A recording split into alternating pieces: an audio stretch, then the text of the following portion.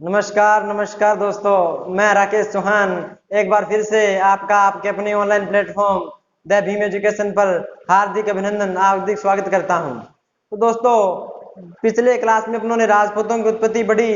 राजपूतों की उत्पत्ति के अंतर्गत हमने चार जो राजपूत जातियां थी उनका अध्ययन किया। कौन कौन से दोस्तों? वो थी प्रतिहार, परमार, चालुक्य और चौहान। इन चार राजपूत जातियों की उत्पत्ति के संबंध में अपनों ने चर्चा की। अब आगे की कड़ी में अपने इन जातियों का एक बहुत बड़ा अध्ययन करेंगे। तो जो आज अपने अध्ययन का बिंदु रहने वाला है दोस्तों, वो है प्रतिहार। प्रतिहार राजवंश किस स्थिति में भारतीय राजनीति में आया और इसकी उत्पत्ति के क्या कारण रहे थे। तो दोस्तों, आज मैं बात कर रहा हूं गुर्जर प्रतिहार की। गुर्जर प्रतिहार एक बड़ा ही महत्वपूर्ण राजवंश है जो भारतीय इतिहास और राजस्थान इतिहास में बड़ा ही महत्वपूर्ण रहा है। तो दोस्तों, बात कर रहे हैं गुर्जर प्रतिहार वंश की। तो इस वंश की बात करने से पहले इस वंश के जो जानकारी के स्रोत हैं, जानकारी के सोर्स हैं, उनकी चर्चा कर लेते हैं और साथ ही जो इनकी उत्पत्ति के जो सिद्धांत है उनकी चर्चा कर लेते हैं। तो दोस्तों, उत्पत्ति का जो सिद्धांत है वैसे मैं बात करूं प्रतिहार। प्रतिहार शब्द का अर्थ क्या होता है? प्रतिहार प्रतिहार शब्द का अर्थ होता है द्वारपाल। द्वारपाल द्वारपाल समझते हो ना? द्वारपाल जैसे कोई राजा है, राजा का द्वार है, राजा अंदर बैठा है और जो उस द्वार के बाहर जो उस द्वार के बाहर एक सैनिक की भांति, एक सेवक की भांति जो कार्य कर रहे थे, जो कार्य कर रहे हैं, उनको बोला जाता है द्वारपाल। अर्थात ये अपने आप को द्वारपाल अर्थात लक्ष्मण का क्या मानते थे साहब? वंशज मानते थे। क्यों? क्योंकि लक्ष्मण श्री राम के क्या थे साहब? द्वारपाल ही थे, प्रतिहार थे। लक्ष्मण जी भगवान श्री राम के द्वारपाल और लक्ष्मण के द्वारपाल और प्रतिहार के भांति ही इन्होंने कार्य किया था। तो जो प्रतिहार हैं ये अपने आप को लक्ष्मण यानी राम के भाई लक्ष्मण का क्या मानते हैं साहब? वंशज मानते हैं।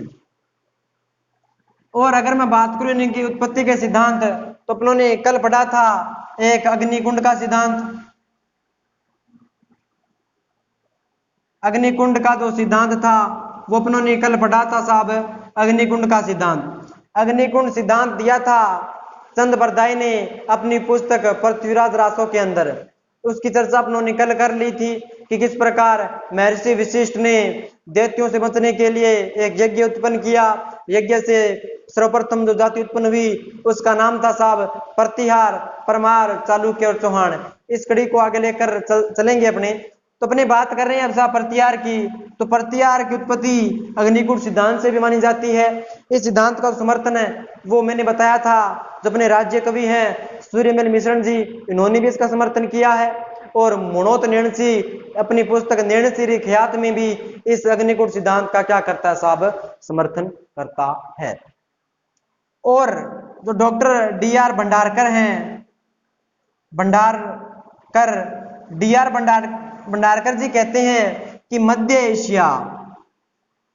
एशिया वर्तमान जो तजाकिस्तान का जो एरिया है उसको मध्य एशिया बोला जाता है साहब। मध्य एशिया की एक जाति थी साहब, कौन सी? खज। खज जाति, जो मध्य एशिया की खज जाति हुणों के साथ क्या आई थी साहब? भारत के अंदर आई थी। हुणों के साथ भारत के अंदर आई थी और यहाँ आकर रहने लग गई। वही आगे क्या बन गए? प्रतिहार बन गए। तो साहब ये दो सिद्धांत है बड़े ही महत्वपूर्ण हैं। नंबर एक मैंने बताया कि अपने आप को किसका वंशज मानते हैं? लक्ष्मण का। क्यों? इसकी अपने चर्चा कर ली कि प्रतिहार शब्द का अर्थ द्वारपाल होता है। द्वारपाल भगवान श्री राम के द्वारपाल लक्ष्मण जी थे, तो अपने आप को लक्ष्मण का वंशज मानते हैं। और दूसरी अग्निकुंड सिद्धांत की बात की। और तीसरी अपनों ने बात की डॉक्टर डी आर भंडारकर जी के अनुसार कि मध्य एशिया से कोई जाति आई थी खज, और खज जाति आगे किस में परिवर्तन हो गई? प्रतिहार में। तो साहब ये थी प्रतिहारों की उत्पत्ति से संबंधित प्रमुख सिद्धांत। अब बात करता हूं प्रतिहार कौन थे, इन्होंने किस स्थिति में शासन किया, इनका शासन कहां कहां रहा था। पहले दोस्तों इसकी बात करते हैं गुर्जर प्रतिहार। जो अपना यहाँ का जो लोकेशन है वो पड़ता है साहब कौन सा, गुजरात। गुजरात। आगे प्रतिहार, प्रतिहार राजवंश को पढ़ रही हैं। तो प्रतिहार राजवंश गुजरात, गुजरात को उस समय कहा जाता था गुजरात्रा, गुजरात्रा कहा जाता था, गुजरात को समय गुजरात्रा कहा जाता था। तो प्रतिहार वंश इस गुजरात राजवंश में रहने, इस गुजरात जो राजनीतिक स्थिति है इसके अंदर रहने के कारण इनको गुर्जर प्रतिहार कहा जाने लगा। यानी गुजरात का एक वंश रूप था कौन सा, गुजरात्रा प्रदेश, इसको गुजरात्रा प्रदेश कहा जाता है। इसकी व्याख्या मैंने बताया था हवेन स्वांग, इसकी व्याख्या हवेन स्वांग, हवेन स्वांग ने उल्लेख किया है। हवेन स्वांग ने 78 देशों 78 सॉरी जो आसपास के प्रदेश थे इनकी यात्रा की है। और यात्रा करते समय इन्होंने बताया था कि एक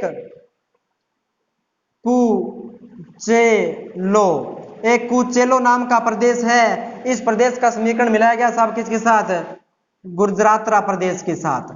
यहाँ पर कोई प्रतिहार नाम के जो राजवंश इस समय शासन कर रहे थे। तो साहब हवेन स्वांग कुचेलो कहा है गुजरात्रा को, प्रतिहार जो राजवंश था इस गुजरात के लोकेशन, गुजरात के एरिया में रहने के कारण किस नाम से फेमस हुए, गुर्जर प्रतिहार।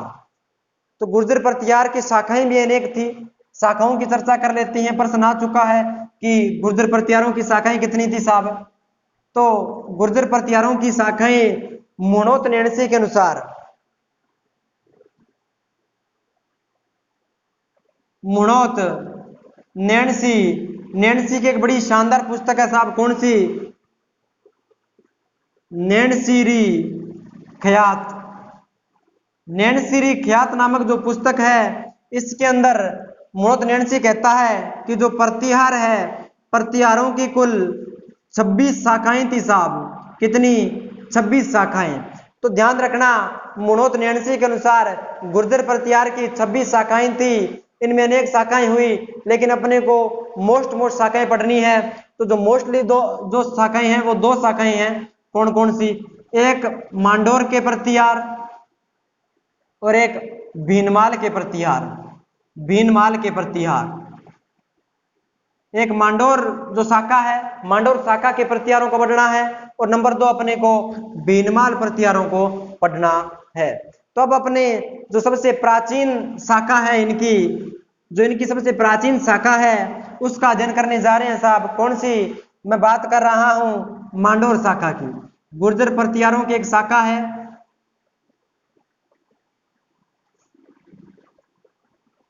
मांडोर शाखा, मांडोर जोधपुर के अंदर पड़ता है साहब, जोधपुर के अंदर पड़ता है। यानी जोधपुर अर्थात मैं कह सकता हूं उस समय इस क्षेत्र को मारवाड़ कहा जाता था साहब, मारवाड़। तो मारवाड़ पर इनका शासन था, किनका, गुर्जर प्रतिहारों का। ये सबसे प्राचीन शाखा थी। इस शाखा का संस्थापक था साहब कौन, हरिश्चंद्र, हरिश्चंद्र नाम का एक व्यक्ति था। ये जाति से ब्राह्मण था, ये जाति से ब्राह्मण था, जिसकी चर्चा अपनों ने कल की थी कि डॉक्टर दशरथ शर्मा के अनुसार इन्होंने प्रूफ भी दिया था कि राजपूत ब्राह्मण थे। इनकी चर्चा की थी अपनों ने। दोस्तों जो हरिश्चंद्र है, कि जो हरिश्चंद्र है ये ब्राह्मण था, ब्राह्मण है तो इसने 2 शादियां की थी, 2 शादियां की थी। खुद ब्राह्मण है तो दूसरी अपनी लॉजिक सी बात है कौन सी ब्राह्मणी लाएगा।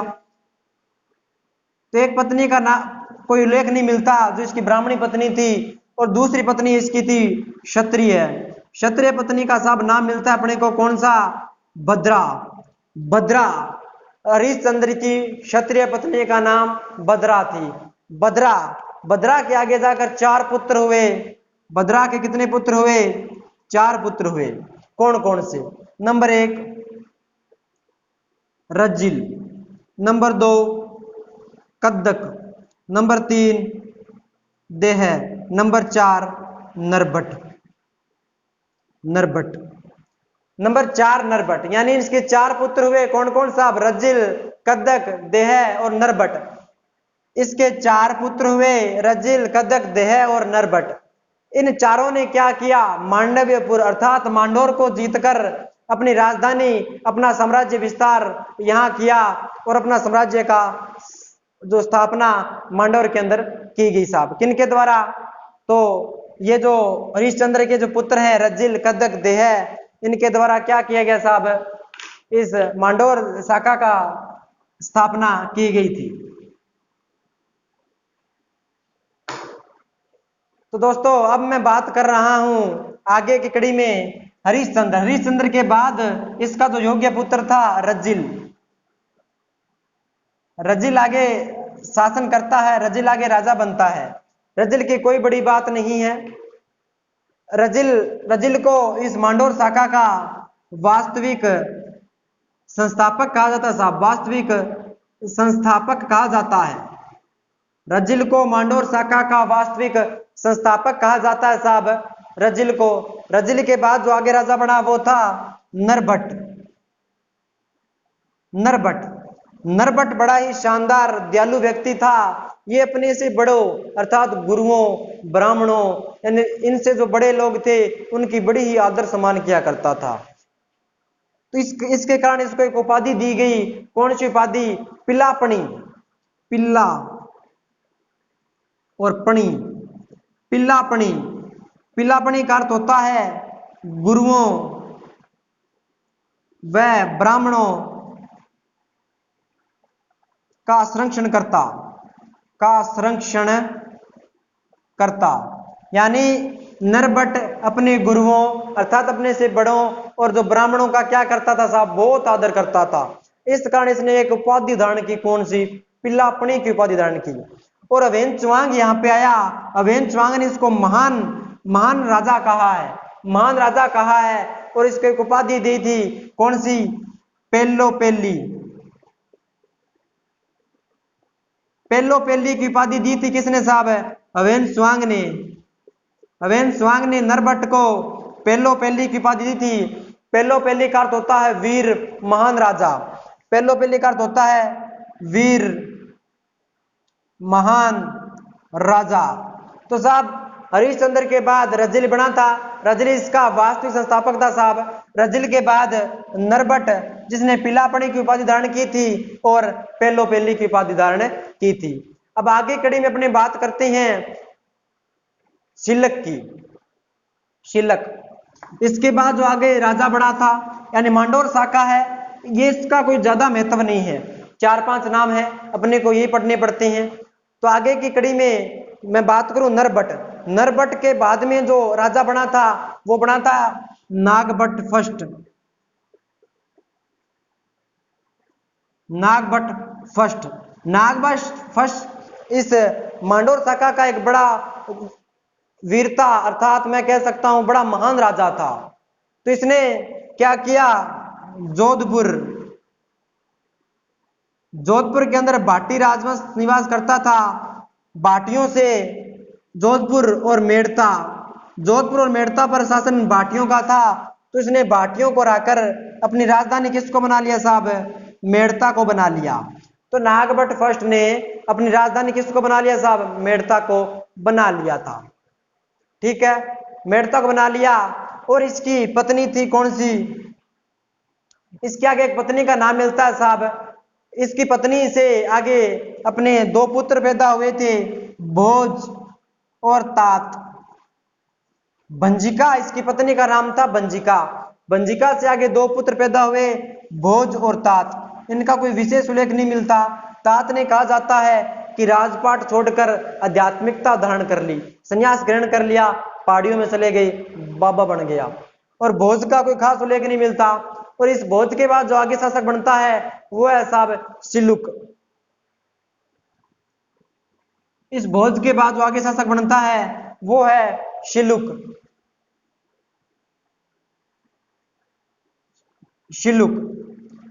शिलुक इस वंश का बड़ा ही शानदार शासक था। इसने भी क्या किया, जैसलमेर के जो भाटी है, जैसलमेर के भाटियों को हराकर इनकी राजकुमारी से क्या कर लिया था साहब, विवाह कर लिया। और इसने जोधपुर के अंदर ही, शिलुक ने जोधपुर के अंदर ही सिद्धेश्वर सिद्धेश्वर महादेव का मंदिर बनवाया था साहब, बड़ा इंपॉर्टेंट है सिद्धेश्वर महादेव का मंदिर। सिद्धेश्वर महादेव का मंदिर जोधपुर के अंदर बनाया था किसने? सिलुक ने बनाया था साहब। और इसके बाद आगे के शासकों के अंदर एक बड़ा नाम है कुकुक। कुकुक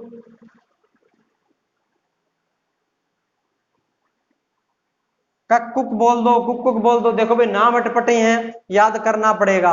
ये थोड़ा सा ज्यादा इंपॉर्टेंट है कुकुक, क्योंकि इसी के समय तो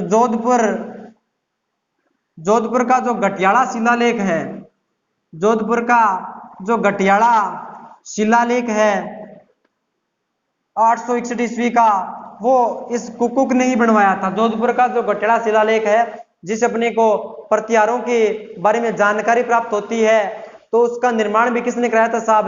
कुकुक ने ही कराया था। और कुकुक के समय ही राजस्थान के अंदर सर्वप्रथम सती प्रथा का क्या मिलता है साहब? प्रमाण मिलता है। अगर मैं बात करूं भारत के अंदर भानुगुप्त के समय 510 एरण अभिलेख के अंदर सती प्रथा का प्रमाण मिलता है। तो साहब ये थी अपनी मांडोर की शाखा, बड़ी आसान है, छोटी सी शाखा है। रजिल को लेकर चले, उससे उसका पिता हरिश्चंद्र रजिल के बाद आगे अपने नागभट्ट फर्स्ट की चर्चा की, नरभट्ट की चर्चा की, है ना। इसके महत्वपूर्ण शासकों की चर्चा की, नरभट्ट की उपाधियों के बारे में चर्चा की। इसके बाद में इसका कोई खास उल्लेख नहीं मिलता, और जो मांडोर की जो शाखा है उसका अंत हो जाता है। मांडोर की शाखा का क्या हो जाता है साहब? अंत हो जाता है। दूसरी जो शाखा है वो है भीनमाल की शाखा। भीनमाल की शाखा, भीनमाल पड़ता है साहब कहां पे? जालोर के अंदर। भीनमाल की शाखा इंपॉर्टेंट है, अगर एग्जाम से प्रश्न पूछे जाएंगे तो वे इस भीनमाल की शाखा से ही पूछे जाएंगे, क्योंकि अपने आप में बड़ी इंपॉर्टेंट है। इसके जो राजा थे उन्होंने बहुत बड़े बड़े काम किए थे, ठीक है। इसके समय जो पाटलिपुत्र से जो कनौज सामरिक और आर्थिक दृष्टि से महत्वपूर्ण बना था, उसके लिए 3 राजवंशों में त्रिपक्षीय संघर्ष होगा साहब। तो इसकी चर्चा अपने अगली क्लास के अंदर करेंगे। तब तक के लिए धन्यवाद दोस्तों, आपका प्यार और स्नेह यूं ही बना रहे। ओके, धन्यवाद।